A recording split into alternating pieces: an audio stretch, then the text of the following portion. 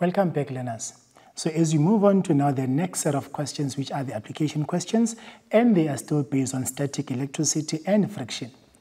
The first question is on those application questions. We need to look at the picture of hair and a comb, and we need to answer the questions that follow. We can see that we have a picture of hair and comb, and then the electrons are transferred from the hair into the comb. So with this in mind, let's then answer the questions that are following. The first question says, which object gave up or which object transferred some of its electrons? So we can see from the picture that the hair is transferring its electrons into the comb. So therefore, which object transferred some of its electrons? It was the hair. The hair transferred some of its electrons. Now, the following question says, does now this object have more positive or more negative charges? So if a substance transfers its electrons to the other substance, then obviously that substance that transferred its electrons will remain with more positives than the negatives. So what does it mean? The object will have more positive than negative charges. So does this object now have more positive or more negative charges? It will have more positive charges. So if we are starting from a neutral substance, where the comb being neutrally charged and the hair also being neutrally charged, should now the hair transfer its charges, its negative charges or the electrons to the comb, then the hair will now remain with more positives than the negatives. So therefore the hair will be more positive. Now the comb, by gaining or by receiving those electrons from the hair, it will have now more electrons, which will translate to more negative charges than the positive charges, if we are starting from a neutrally charged comb. So question C says, which object gained electrons in the diagram? So if the hair transferred its electrons to the comb, then obviously the comb gained the electrons. So the comb gained the electrons. So this comb that you're talking about here, does it now have more positive or does it now have more negative charges? So it gaining the electrons, meaning that it now has more negative charges. And the one that transferred the electrons will remain with more positive charges. So the comb will have more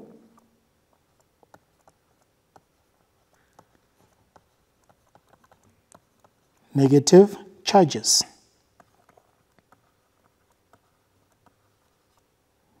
The comb will have more negative charges. So the following question now, we need to look at the images in the table. Which images are they referring to? These two images. So we need to look at these images and redraw the images to show how the spheres will move because of the nature of the charges. And we also need to write down an explanation for our drawing. So as we start with our first image, we have two spheres that are oppositely charged. One is negative and the other one is positive.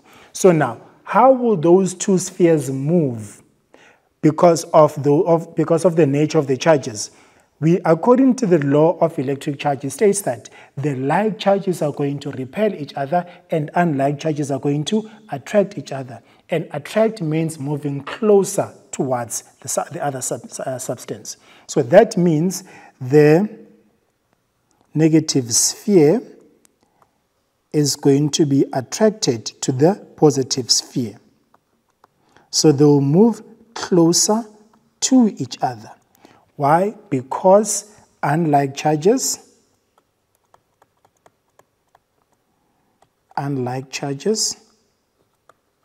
attract. So the reason why these two spheres move closer to each other, because unlike charges attract. Now our next spheres that we have here, they are both positively charged. Them being both positively charged, according to the law, like charges repel and unlike charges attract. These two that we have here, they are like charges. So that means they're going to be moving away from each other. So that means the first one will be going to the other side and the other one will be going to the other side. So which then means they will be, that means they will be moving away from each other. So this is going to be going that side and the other one going that side because they are both positive. So the same thing is true if those two charges were negative. So if those two charges were both negative, the two charges will still be moving away from each other. So them both being positive and both being negative means that they are going to repel each other and moving away from each other. So why do we say they are going to be moving away from each other? Because like charges repel. So unlike charges attract each other and like charges repel each other. Both negative charges will repel each other and both positive charges will also repel each other. So moving on to the next part of the question. It says, the ruler in this photo has been rubbed with a cloth. So remember, rubbing a substance with another one, that's what you call friction. So they have rubbed a ruler with a cloth, and we need to describe what is happening in this photo and why does this happen.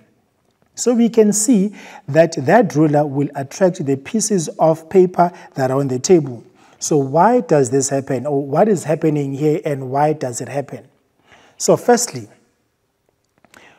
we know that the cloth will transfer the electrons to the ruler. So as they are rubbing each other, there's going to be friction. And during that friction, the cloth is going to transfer its electrons to the ruler. And because of that, the ruler will then be negatively charged, or will have more negative charges that are going to be on it. So therefore, the overall charge of the ruler is going to be negative. So remember that the pieces of paper are neutral, and they will be attracted to the ruler because when the pieces of paper are brought closer to the ruler, the charges in the pieces of paper are going to be separated. Now, let's visualize this. We have equal number of protons and equal number of electrons. Once I bring closer a ruler next to the pieces of paper, which is negatively charged, it is going to repel the electrons on the pieces of paper, which then will attract the positive charges towards the ruler. So therefore, the pieces of paper are going to be attracted towards the ruler, and in that scenario, those electrons are going to be pushed to the other edge of the piece of paper, but they will still be within the piece of a paper. Next question. Question 4 says, sometimes when you are pushing a trolley, you can get a small shock. So whenever you're there at the shops or somewhere, you're doing your shopping with your parents and you're pushing the trolley, sometimes you can get a small shock. We need to now explain why this would happen. So the next time when this happens to you, you can explain to an adult that is next to you why that happened to you or why that is happening to you. So firstly, we know that friction, that's now the rubbing of two materials together. So in this case, the friction between the floor and the trolley causes the buildup of charges on the trolley. So the trolley will now have more charges, more negative charges. And then the charges are going to be earthed. Remember what earthing is? We talked about earthing. The charges are going to be earthed by you, by your body. So your body is going to be earthing those charges, which will then cause a shock. So that earthing of the charges by your body will cause that shock that you're going to be feeling as you're pushing that trolley in the supermarket or anywhere when you're doing your shopping. So the next question that we have here, it says, why does your jersey make a crackling sound when you pull it over your head? So whenever you're taking off your jersey, why does your jersey make that crackling sound whenever you're pulling it over your head? So we need to know the following things, why this happens. Number one, when you pull the jersey over your head, the friction now between the jersey and your hair causes the jersey and your hair to become charged. Remember, initially the jersey is neutral, and also the hair is also neutral. So when they are rubbing against each other, that friction is going to cause both the jersey and the hair to be electrically charged.